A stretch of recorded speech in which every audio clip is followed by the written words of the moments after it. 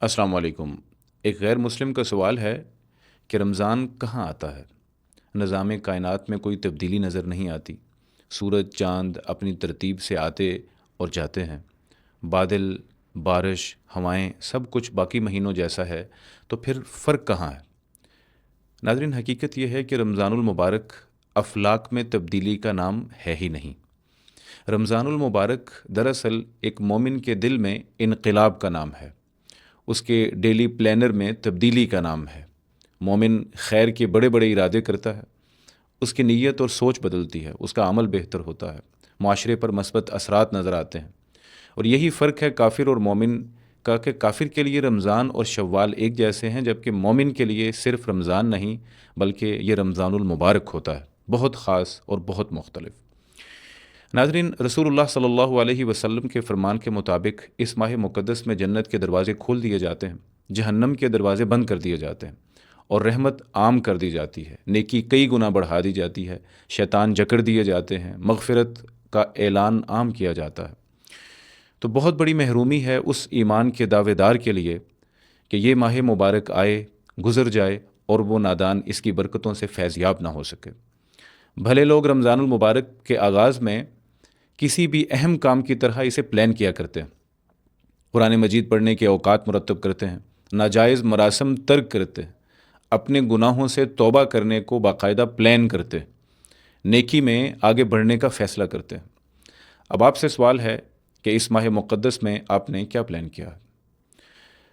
رسول اللہ صلی اللہ علیہ وسلم نے فرمایا، رغم انف رجل دخل علیہ رمضان ثم انسلخ قبل ان یغفر له۔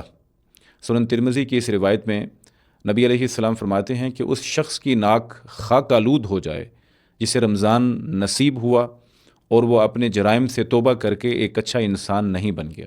مزید تنبیہ فرمائی کہ من لم یدع قول الزور والعمل به فلیس للہ حاجۃ ان یدع طعامہ وشرابہ۔ صحیح البخاری کی اس روایت کے مطابق نبی کریم صلی اللہ علیہ وسلم نے فرمایا کہ جس نے روزہ رکھا لیکن جھوٹ نہیں چھوڑا، اپنے کردار کو بہتر نہیں کیا، اللہ تعالیٰ کو اس شخص کی بھوک اور پیاس کی کوئی ضرورت نہیں ہے۔ یعنی رمضان ہے ہی قول اور فعل کی اصلاح کا نام۔ ناظرین، آئیے اس رمضان المبارک میں اللہ سے تعلق مضبوط کرنے کا عہد کیجیے۔ نمازیں باجماعت ادا کریں، ایسا روزہ رکھیں جو حقیقی معنوں میں روزہ ہو، محض فاقہ نہ ہو۔ اپنے دینی علم میں اضافہ کیجیے، قرآن پڑھنا شروع کیجیے، اس کے اوقات اور منزل طے کریں، اور پھر قرآن کو سمجھنا اور اس پر عمل کرنا اپنا ہدف بنائیے۔ گن گن کر اپنی زکوٰۃ ادا کیجیے، اور محض اللہ کے لیے دل کھول کر صدقہ و خیرات کیجیے۔ اعتکاف ہے، قیام اللیل ہے اور دیگر عبادات ہیں، ذکر الہی ہے، اس میں مشغول رہیے۔